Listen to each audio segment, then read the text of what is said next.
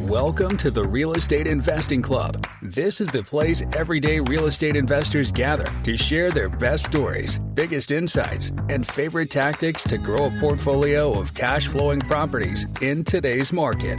Here's your host, Gabe Peterson.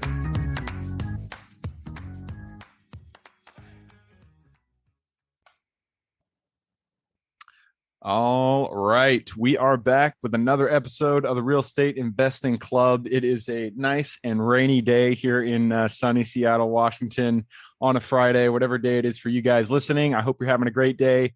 Today we have David Sanford with us. He is an active duty service member who has built up a substantial real estate portfolio over the recent years, totaling $10 million in assets under management. So David, I am super excited to have you here. Thanks for hopping on. Yeah, likewise, Gabe. It's funny. I'm on the other side of the country here in Virginia, and it's still just another rainy day out here as well. So yeah, same atmosphere. But yeah, I appreciate you having me on today. Yeah, we're recording this February 17th, and I'm already looking forward to spring. You know, it's the February, March, those 2 months here in Seattle. You just got to keep pushing through because the clouds, they start to get to you. Yeah, I can. Yeah, I can imagine. I told you before we hopped on here, we like to start with stories. We like to hear how people got started in real estate. I'm sure you got a good one being active duty. So why don't you take us to the beginning? How'd you get started in real estate? Yeah, so I got started in real estate. It was 2016. It was about the same time.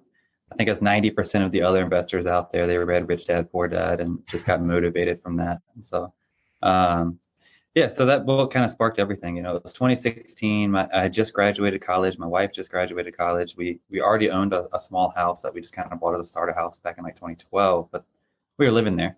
So 2016 came around. We were making a little bit better money, so we decided to move and buy a nicer house. And it just happened to be perfect time. Like I said, I just read Rich Dad, Poor Dad, and a couple other books, and I got the motivation. So I was like, hey, let's see if we can rent this house out. Instead of selling it and just see what kind of cash we can get for it, what kind of income. And yeah, that got everything started. And from there, we were like, this is pretty cool. And we just started scaling and just kind of growing the portfolio from there. Nice, man. Yeah. And all you need is that first kind of, model to follow. Once you can see that real estate works, you get that first property that starts bringing you money every single month. That really does light the fire for a lot of investors. And you're right, Rich Dad, Poor Dad. It was the start of my journey. I don't know how many people on this podcast have, at the very end of this, I'll ask you what book you recommend. So many people recommend Rich Dad, Poor Dad because it's a good motivating book, and it gives you a good outline. So I totally get that. You guys did have quite a hockey stick. I mean, 2016, that was the perfect time to get in. 2014, 2016, right when the market was really doing the massive upswing there.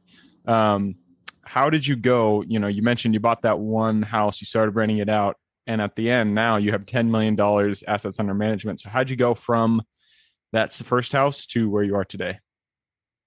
Yeah, the classic BRRRR scenario. So, we got that first house, and it's funny because when we had that house, our mortgage was like $850, and I was like, I told a property manager, if I can get $1,000 a month, I'm happy. This was my first house. I didn't realize that's not enough spread, but it worked out really well. So they came out and looked at the property, and they were like, I think you can probably get like $1,300 for it. So of course I was like, I hopped on it. I was happy with 1,000. You think I can get 13? Let's do it. So we did that, and then a few months later, we realized like the cash flow we were getting off of it. So we started saving up our funds and saving up, and then we bought our first like true rental property.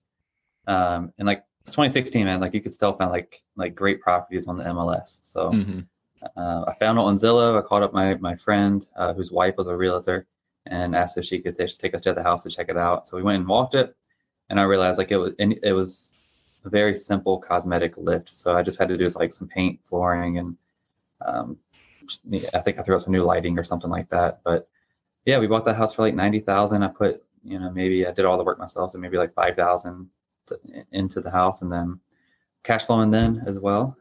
Pretty nice cash flow on that one. And then from there, we just kind of kept saving up money, buying. And then it was around like house number 6 or so is when I discovered BRRRR. So being military, we had to go to some schools sometimes. So I was sitting in the school for a while, and I had nothing to do other than just watch YouTube videos on my off time. So it was exciting, but that's, I discovered BRRRR. I think, pretty large platform. It gives a lot of people motivation, but discovered BRRRR and learned what BRRRR was. So then I went back home. I talked to my loan officer, and he told me what a cash out refinance was.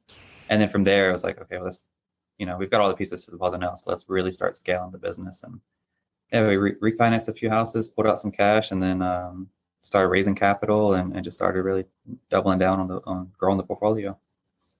All right. Yeah. The BRRRR method, I mean, it works really well. Pretty much any asset, I totally recommend following that method. For people who don't know, people who are new to real estate investing and they don't understand what BRRRR is, can you really quickly go over that method?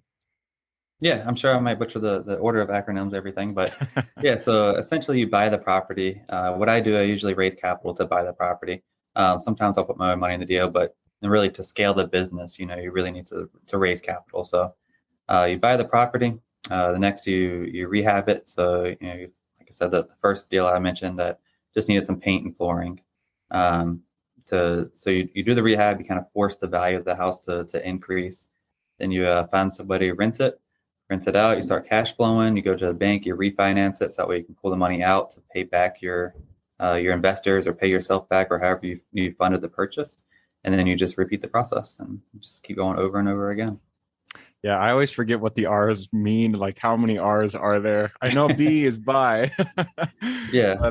But after that, there's there's different varying definitions of what BRRRR is. But yeah, that's exactly that sounds like, it's a great model. So many people use it in single family, but it can be used in commercial as well. So how you mentioned you don't put your own money into these acquisitions, you raise capital. How do you structure those? How do you structure the equity on when you buy these properties? Do you give equity away to the people you're raising capital from, or is it more of a loan? How do you structure the acquisitions? I always structure it as a loan.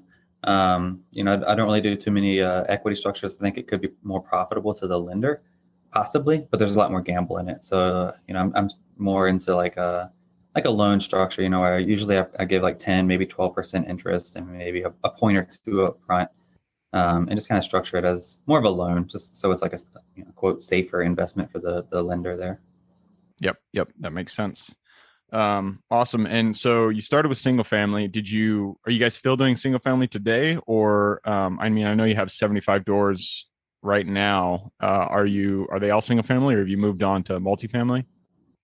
Still in the single family world, man. I really want to scale into the commercial space. I actually last week, today's the 17th. So on February 9th, I closed my first commercial property. Pretty sweit deal. Congratulations. Thank you. I appreciate it. It was I had to get really creative with it. I got the seller to carry a note, I got the bank to carry a note, and then I raised some capital from friends and just took it down. And it's a solid deal. So I think once I kind of got my foot in the water with this one, and I'm seeing like how much, you can get a much larger return for almost the same amount of work, and it's the same principle, like you said. So yeah, I think I'm going to start focusing a lot more heavily on that.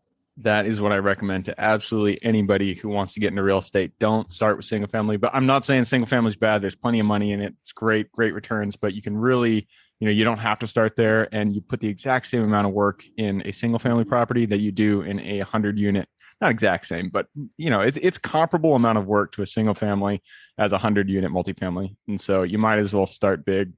That's awesome that you guys are, you're in the multifamily game now. Since it's so fresh on your mind, why don't you run us through that deal? How'd you find it? How'd you finance it? What's the value add strategy that you guys are going in with? So this one, it's doctor offices. It's not actually multifamily. It's commercial doctor offices. So back in September of 2022, last year, just a few months back, I went to this local mastermind meeting and just kind of met a lot of people that were in the commercial space, and it just really gave me the motivation. Like, I've done 75 deals or so. Like, I think I could probably step into the commercial world now. And, it's kind of like that. I was really self-limiting prior to that, Mm-hmm. But I got the motivation. And then leaving that mastermind, I went and I just called dozens or, a lot of different brokers and said, hey, I'm trying to tap into the commercial space. And, of course, none of them took me serious because I hadn't done a deal yet. But luckily, one agent took me serious, and he started sending me deals. And it's funny. So this particular one, it's a commercial deal, but it was listed on the residential MLS. So it wasn't getting any eyes on it, and it's a solid deal. Like it's a solid 10 cap. So I purchased this one. So then I went and walked the property, and at first I thought it was just one commercial building that they were asking like 1.1 million for. So I went and walked it, and then the owner was like, "Hey, I've also got another one if you're interested in that too." Like just kind of dropped like, "Hey, just FYI." That happens so often. It's just out of the woodwork, another property pops on the table. It's amazing once you start getting into these deals, what happens. So I love to hear that. Keep going. Sorry. Yeah, no, I mean, like the deal flow isn't going to come to you if you're not getting your name out there, and that's exactly what, prime example here. So the other deal was a 1.5 million dollar deal, so it was a little bit bigger. But yeah, I told her, I was like, because the way they had it listed, like they weren't getting any traction, any offers, anything like that, and they were significantly discounted for what the rents, and they were triple net. So I mean, it was a home run. But yeah, so I was like, hey, like I would love to buy both, but like I need some help, some financial assistance. So I was like, I'll buy both from you. You're not getting any other offers. Like I'll pay you what you're asking, but I need you to carry 25% of that purchase. So they did. They agreed, and we agreed at 2.5% interest on that 25% that they went. Wow. See, that is fantastic. How'd you get 2.5%? Was it, I mean, he owns commercial. He can't be an unsophisticated investor, right? I think they just really wanted to offload it. When I made my initial offer, honestly, I just said, hey, loan me 25%, no interest, 30-year amortization. Like I shot for the moon. Oh, okay. Okay. And then they came back and like, we need some interest. And I think they were like 4. And I was like, about 2.5, which I would have been cool with 4. But yeah, so we landed there. That's funny. So office, no, not office. You said medical, a medical office building. That is a very niche type of real estate. What prior knowledge did you kind of need to have to underwrite this? Take us a little bit through, underwriting medical office buildings. Yeah, that's fun. So back in 2020, I enrolled in like a commercial, just how to analyze deals, how to find deals, all kind of different commercial assets. So I already had paid to have the training to learn how to underwrite these deals.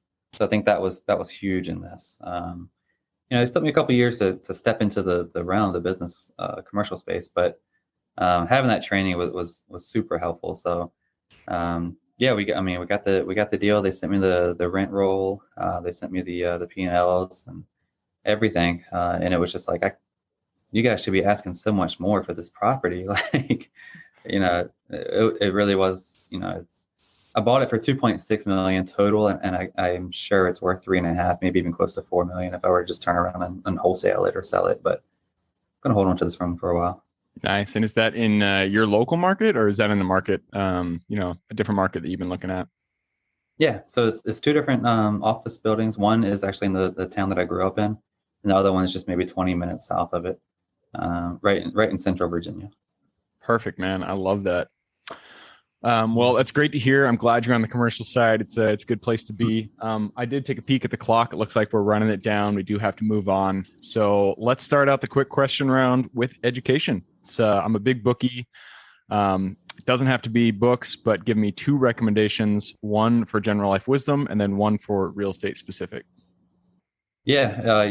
I'm not going to give you the Rich Dad Poor Dad, although I would say that it is my favorite real estate, or I guess it's not really even particularly real estate, but that is my favorite book, because I kind of got everything started. But on the real estate side, I recently read, I read a lot of books. So usually my favorite is something I read recently, but Profit First for Real Estate Investors.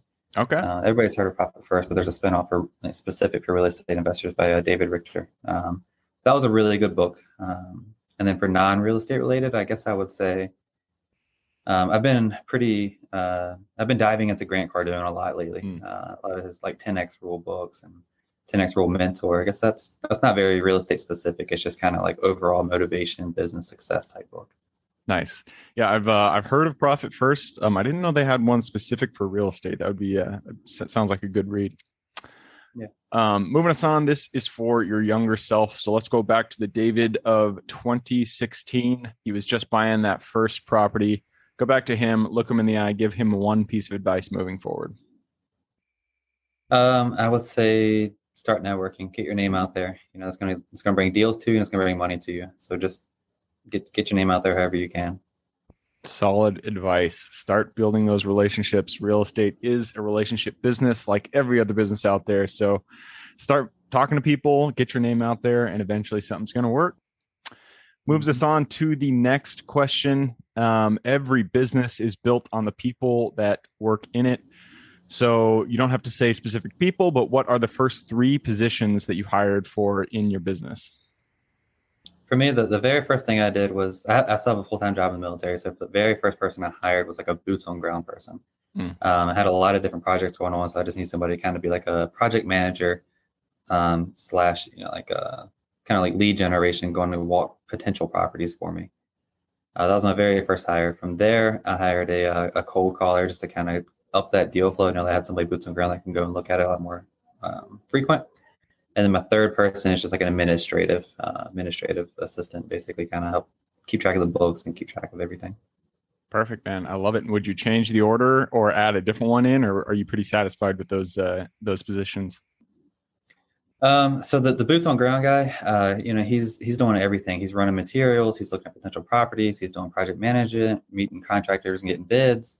I think I need to kind of split that off and hire another person that just one solely focuses on acquisition and one solely focuses on current projects.